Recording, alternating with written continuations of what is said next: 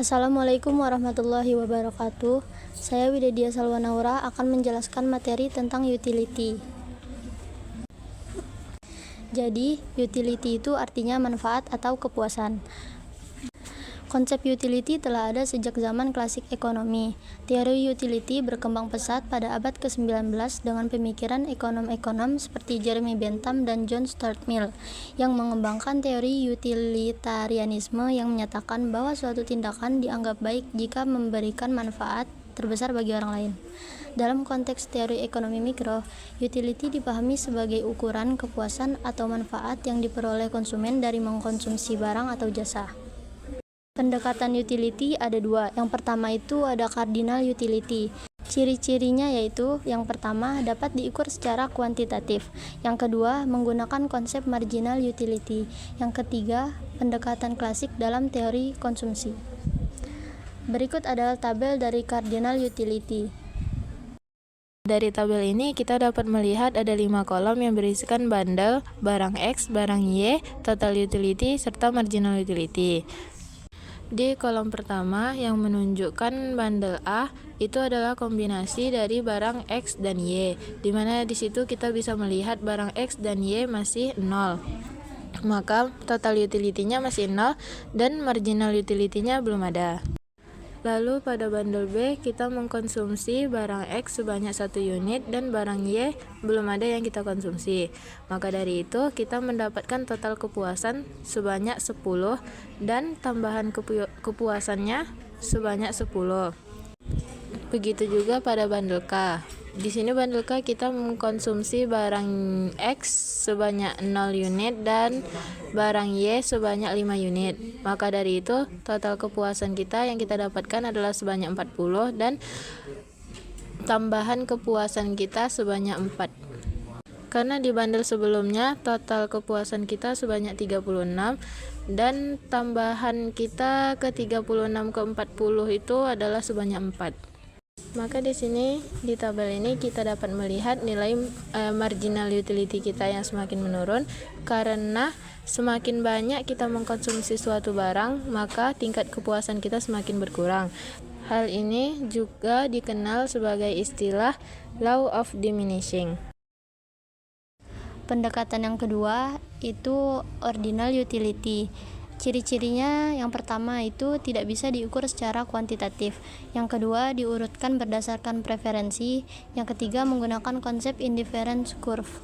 Di dalam ordinal utility kita hanya bisa dapat meranking dan tidak bisa diukur secara numerik. Baiklah, di sini ada indifference curve atau kurva yang menunjukkan kombinasi dua barang yang memberikan tingkat kepuasan yang sama. Di sini kita bisa lihat ada barang X yang berupa makanan dan barang Y berupa minuman.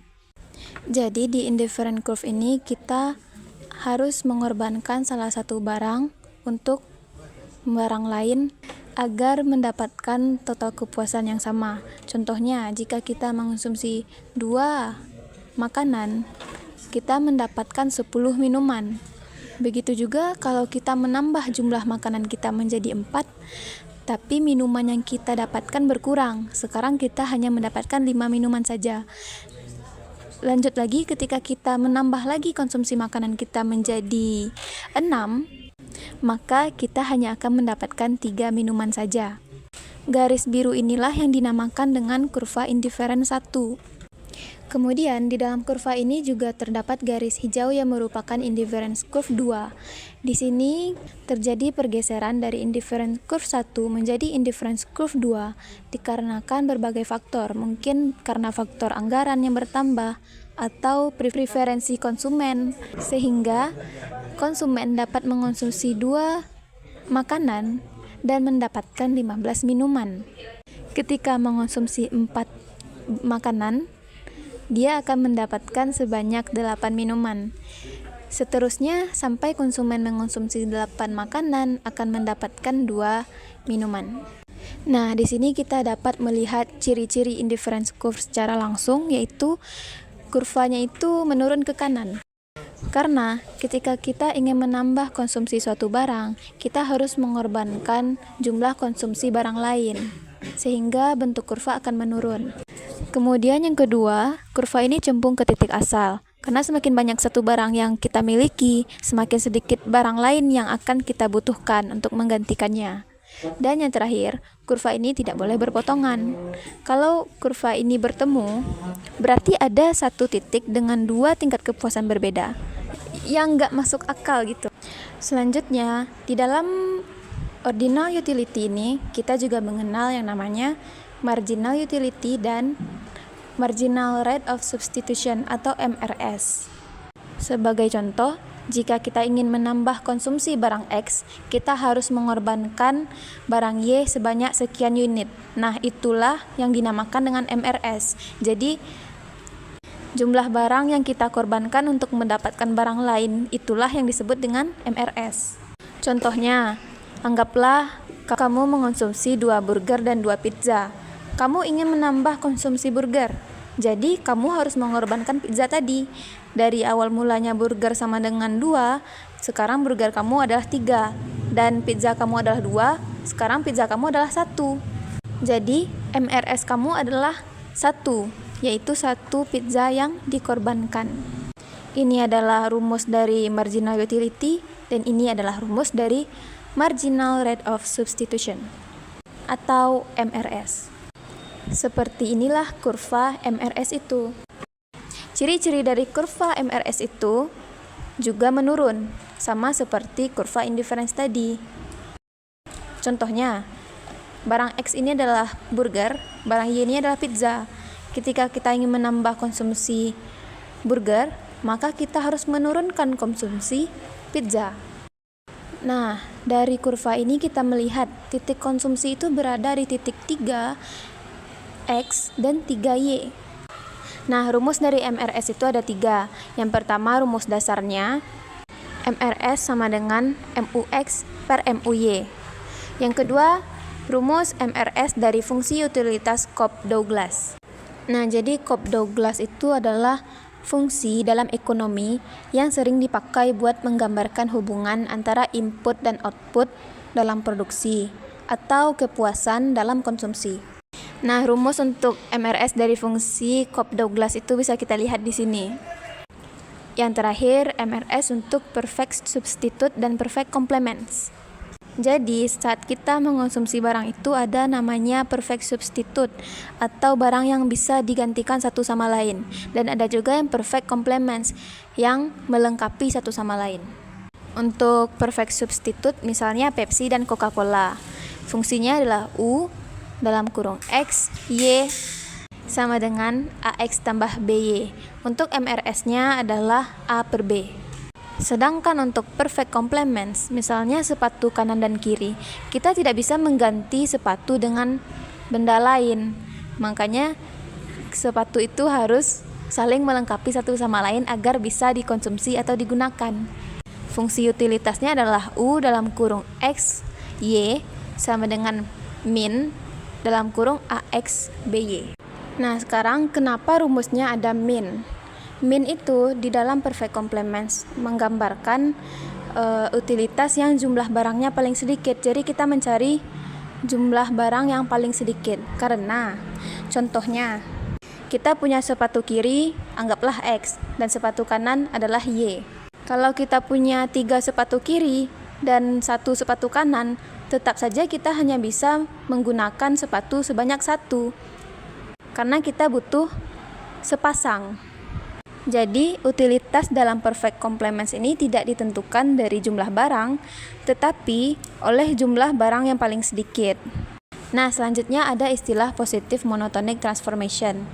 Adalah perubahan bentuk fungsi yang tetap mempertahankan urutan preferensi, tapi mungkin mengubah cara kita mengukurnya. Misalnya kamu punya skor kepuasan dari makanan favorit kamu. Kalau burger nilainya 10, pizza 8. Setelah transformasi, urutan ini tetap sama. Misalnya jadi 100 burger dan 80 pizza.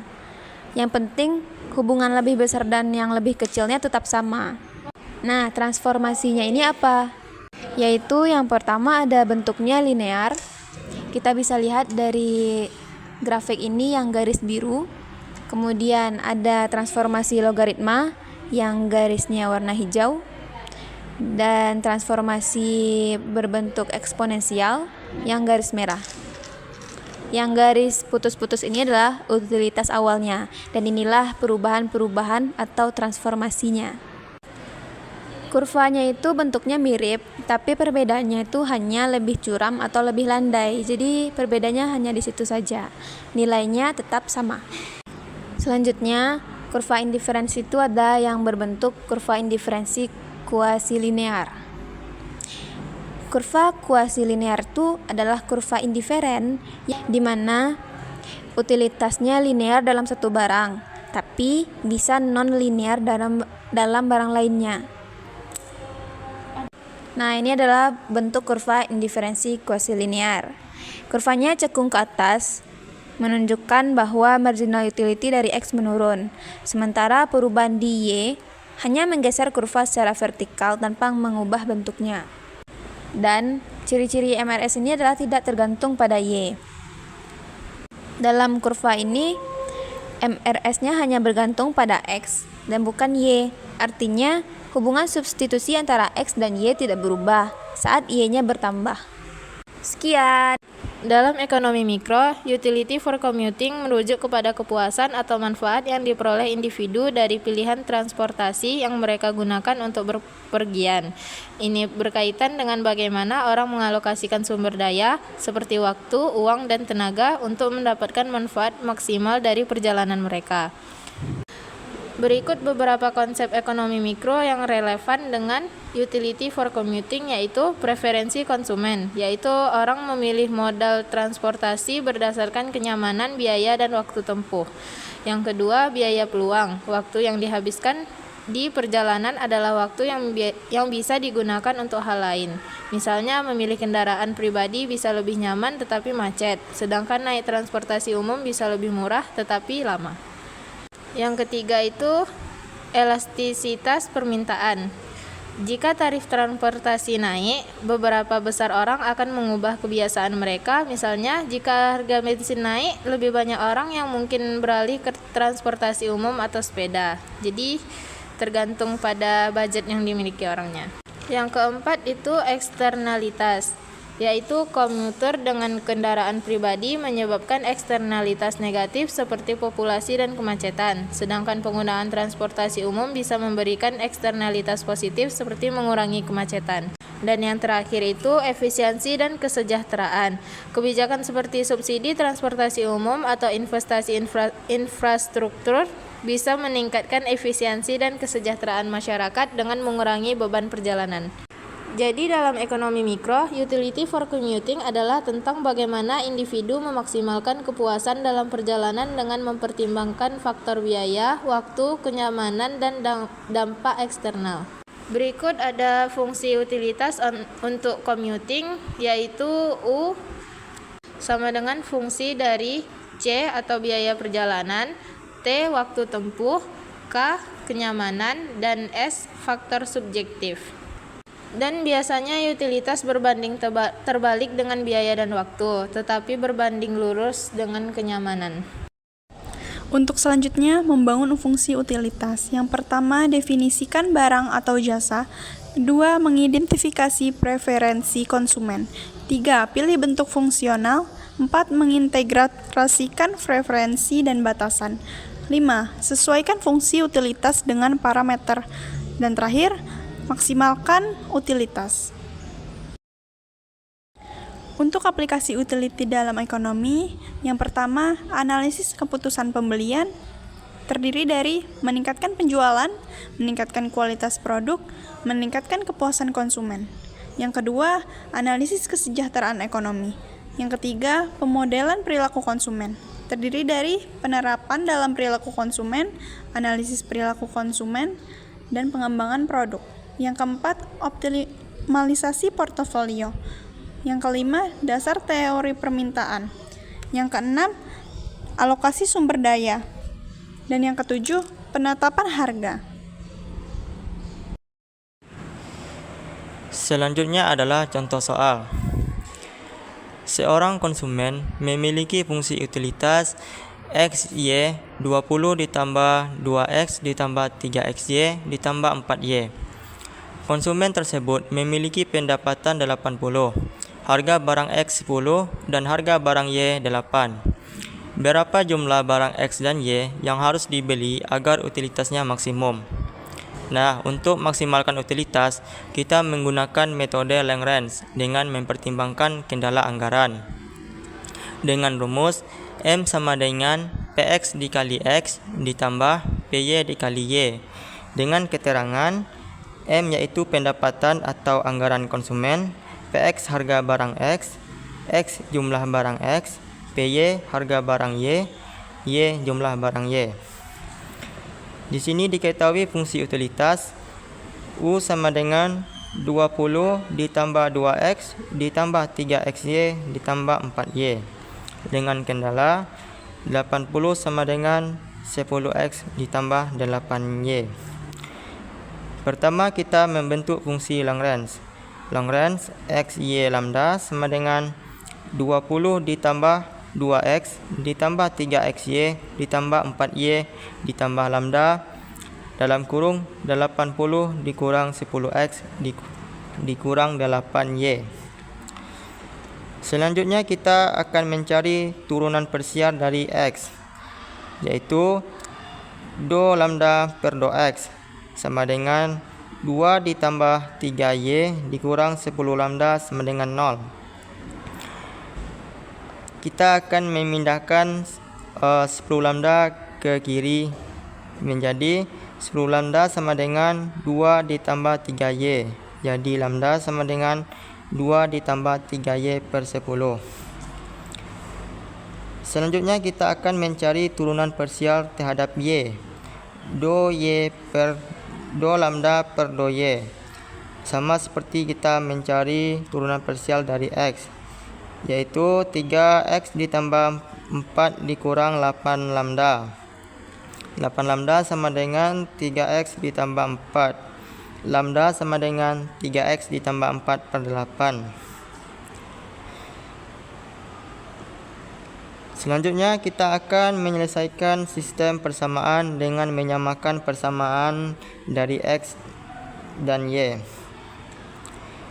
yaitu persamaan X 2 ditambah 3Y per 10 dan persamaan Y 3X ditambah 4 per 8. Setelah itu kita kalikan silang sehingga mendapatkan hasil 8 dikali 2 ditambah 3Y sama dengan 10 dikali 3X ditambah 4. Selanjutnya 8 tersebut kita kalikan ke dalam dan 10 kita kalikan ke dalam sehingga mendapatkan hasil 16 ditambah 24Y sama dengan 30X ditambah 40. Persamaan Y dan X kita pindahkan ke kiri sehingga mendapatkan 24Y dikurang 30X sama dengan 40 dikurang 16. 24Y dikurang 30 sama dengan 40 dikurang 16 yaitu 24. Sehingga kita mendapatkan persamaan pertama yaitu 4Y dikurang 5X sama dengan 4. Dari kendala anggaran 10X ditambah 8Y sama dengan 80, kita akan menyelesaikan persamaan 1 dan 2. Persamaan 1 yaitu 4Y dikurang 5X sama dengan 4. Lalu kita akan mencari Y, sehingga 5X ditambah 4 per 4. Selanjutnya persamaan yang kedua, 10X ditambah 8Y sama dengan 80. Maka kita akan masukkan nilai persamaan pertama tadi ke persamaan yang kedua. Sehingga 10X ditambah 8Y, maka Y kita ganti dengan persamaan yang pertama tadi yaitu 5X ditambah 4 per 4 sama dengan 80. Selanjutnya 10x ditambah 8. 5x ini kita bagi dengan 4 sehingga mendapatkan hasil 1,25x, dan 4 kita bagi juga dengan 4 sehingga mendapatkan hasil 1 sama dengan 80. 10x ditambah 8 kita kalikan ke dalam 8 dikali 1,25x. 8 dikali 1 sama dengan 80, sehingga mendapatkan hasil 10x ditambah 10x ditambah 8 sama dengan 80. 10x ditambah 10x kita mendapatkan hasil 20x, lalu ditambahkan dengan 8 sama dengan 80. 20x jadi 8 kita pindah ruas ke kanan sehingga menjadi kurang. 80 dikurang 8 sama dengan 72. Jadi x sama dengan 72 dibagi 20 mendapatkan hasil 36. Jadi hasil x persamaan x adalah 3,6. Sekarang kita akan mencari nilai y dari persamaan y sama dengan 5x ditambah 4 per 4 dengan menggantikan nilai x dengan 3,6. Y sama dengan 5x tambah 4 per 4, maka x nya kita ganti dengan 3,6. Jadi 5 dikali 3,6 ditambah 4 per 4, yaitu 18 ditambah 4 per 4. Jadi y sama dengan 22 per 4, sehingga kita mendapatkan hasil y yaitu 5,5. Kesimpulannya, agar kita mendapatkan utilitas yang maksimum, maka konsumen harus membeli barang X sebesar 3,6 unit barang dan barang Y sebesar 5,5 unit barang.